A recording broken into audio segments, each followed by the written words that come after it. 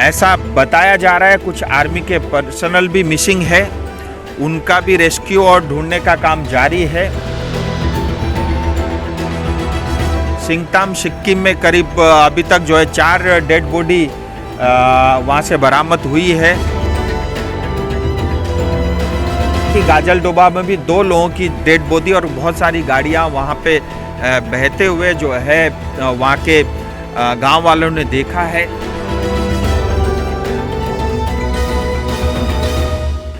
सो ये एक हम सब के लिए बहुत दुखद और कठिन समय है।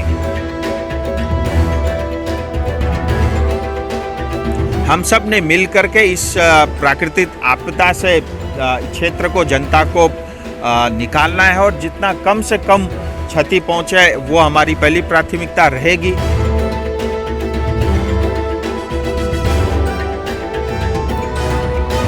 जो भी भारत सरकार की ओर से किया जाना होगा वो अवश्य भारत सरकार करेगी। সিকিমে বিপর্যয় ভয়ঙ্কর রূপ নিয়েছে তিস্তা নদী এবং তিস্তা নদী সংলগ্ন এলাকার পরিস্থিতি খতিয়ে দেখতে পরিদর্শনে গেলেন দার্জিলিং এর সাংসদ রাজু বিস্ট।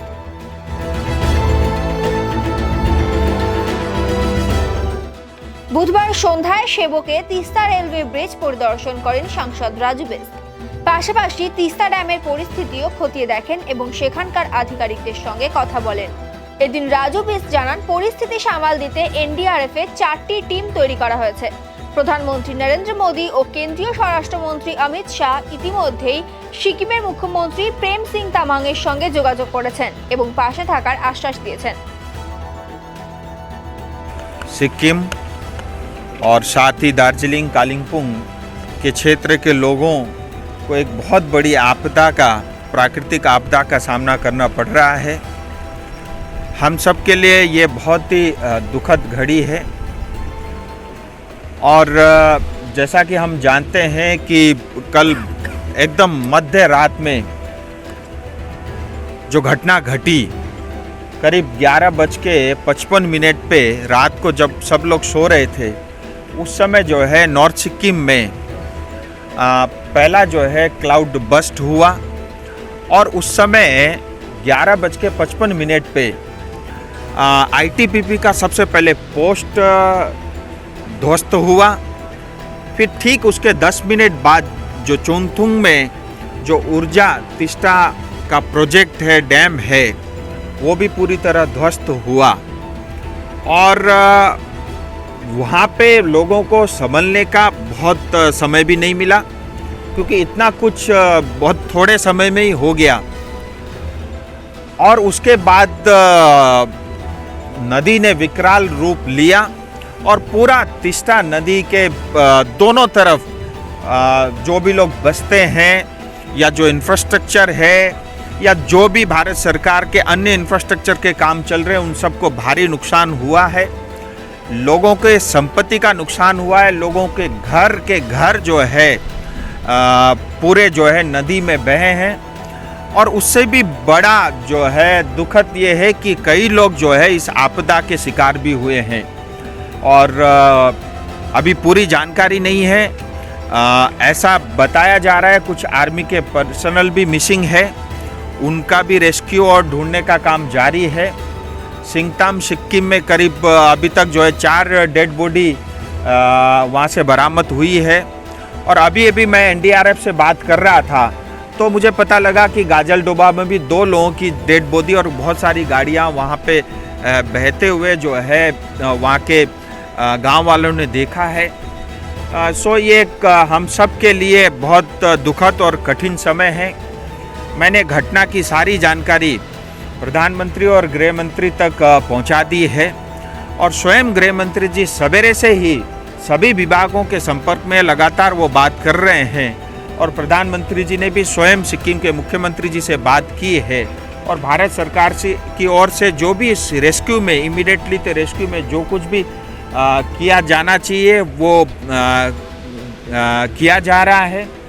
आपकी जानकारी के लिए बताना चाहूँगा, एनडीआरएफ की टीम के साथ मैं लगातार संपर्क में हूँ और एनडीआरएफ की 4 टीम और हर एक टीम में करीब 25 से ज़्यादा जवान है। एक टीम कालीजोड़ा से आगे निकल चुकी है, दूसरी टीम गोरुबथान लाबा होते हुए जो है वो अभी कुछ ही समय में रंगपू पहुंचने वाली है। 2 टीम सिलीगुड़ी में दिन भर से प्रतीक्षा कर रही थी कि मौसम खुले तो उनको हेलीकॉप्टर के माध्यम से जो है राहत के लिए पहुंचाया जाए, वो अभी तक संभव हुआ नहीं है। मेरी प्रशासन कालिम्पोंग डीएम से भी बात हुई और नेशनल हाईवे NHAI की टीम से भी मैं संपर्क में हूँ, प्रशासन के भी संपर्क में हूँ। कुल मिला के ये एक ऐसा समय है, हम सब ने मिल कर के इस प्राकृतिक आपदा से क्षेत्र को, जनता को निकालना है और जितना कम से कम क्षति पहुँचे वो हमारी पहली प्राथमिकता रहेगी। और जो कुछ भी हुआ है उसके बाद जो है इसका जायज़ा लिया जाएगा और उसके बाद जो भी भारत सरकार की ओर से किया जाना होगा वो अवश्य भारत सरकार करेगी। और मैं सभी से अपील करता हूँ, विशेष करके इस क्षेत्र में रहने वाले जनता, क्योंकि बहुत बड़ा रीजन है और यहाँ जहाँ हम खड़े हैं यहाँ से लेकर के जो है जो पहली घटना चुंगथुंग जहाँ पे जो डैम टूटा है वो 100 किलोमीटर से भी ज़्यादा लंबी दूरी का रास्ता है। क्योंकि NH10 पूरी तरह ध्वस्त हो चुका है, जो लाइफलाइन जिसको सिक्किम और कालिम्पोंग पहुंचने का जो लाइफलाइन है वो पूरी तरह कटा हुआ है। और इसलिए ऐसे क्षण में मैं पूरे समस्त पब्लिक से अपील करना चाहता हूं कि इस घड़ी में हम सब ने जहाँ कहीं भी हम हैं, जिनको कुछ भी इस कारण से उनकी तकलीफ़ हुई है उसको मदद करनी चाहिए, चाहे उनकी रहने की व्यवस्था हो, चाहे कुछ समय के लिए उनकी भोजन की व्यवस्था हो। मुझे लगता है सब मिल कर के करेंगे। देखिए अभी तक कोई ऐसी कंक्रीट इन्फॉर्मेशन नहीं मिली है और जो है एयरलिफ्टिंग में हेलीकॉप्टर इसलिए तैयार खड़े हैं कि NDRF को टीम को तुरंत पहुंचाया जा सके। इसके लिए भारत सरकार ने पहले से उसकी पूरी व्यवस्था कर रखी है। 2 टीम ऑलरेडी अपने स्थान पे पहुंच चुकी है और 2 टीम सिलीगुड़ी में है। जो भी सिचुएशन होगा उसके हिसाब से मूवमेंट होगा, वो टेक्निकली अपना काम करते हैं। मुझे लगता है उसमें मैं ज़्यादा विश्लेषण करूं वो भी उचित नहीं है। और अभी जो हालात है वो थोड़ा सा बेहतर इसलिए लग रहा है क्योंकि पानी का जल स्तर जो है नदी का वो लगातार जो है घट रहा है। और क्योंकि इसमें बहुत सारे डैम बने हैं, मैं बार बार ये कहता हूँ कि ये जो पूरा बहुत सेंसिटिव जोन है और यहाँ के विकास कार्य में बाकी जो कार्य प्लेन में जो काम होता है उससे अधिक ध्यान देने की आवश्यकता है। मैं बार बार इस चीज़ को बताता रहता हूँ और भविष्य में भी हमने इस सब बातों की चिंता अवश्य करनी होगी।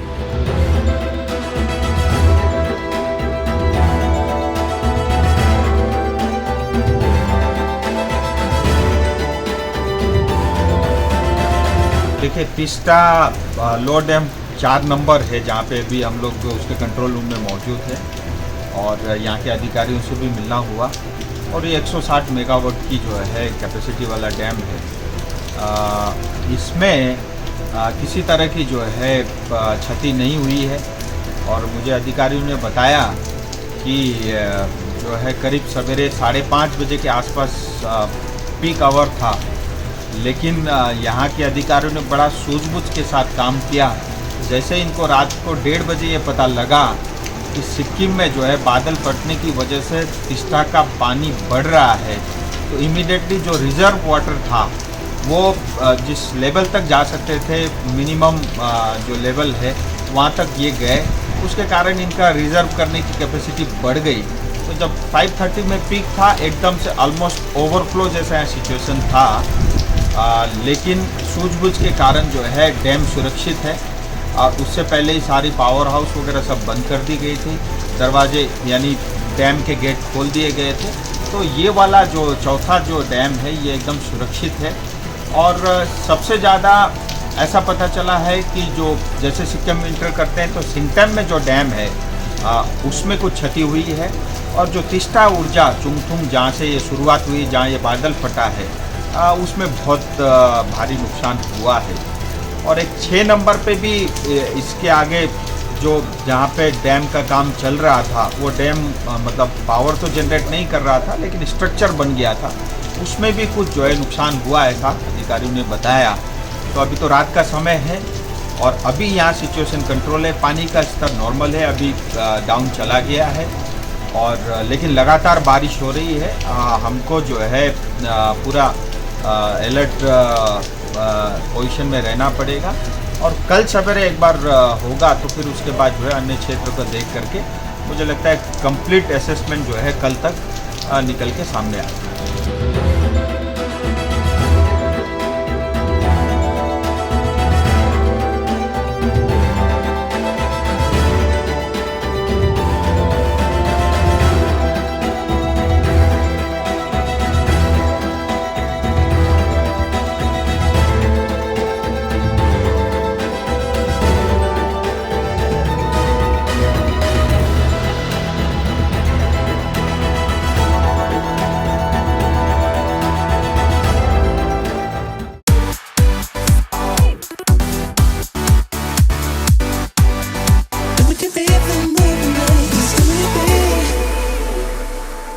पचास 50,000 लोगों को अपनी मंजिल से है जोड़ा और नई उत्साह के साथ आए हैं फिर से थामने आपका हाथ। श्री शांति होंडा।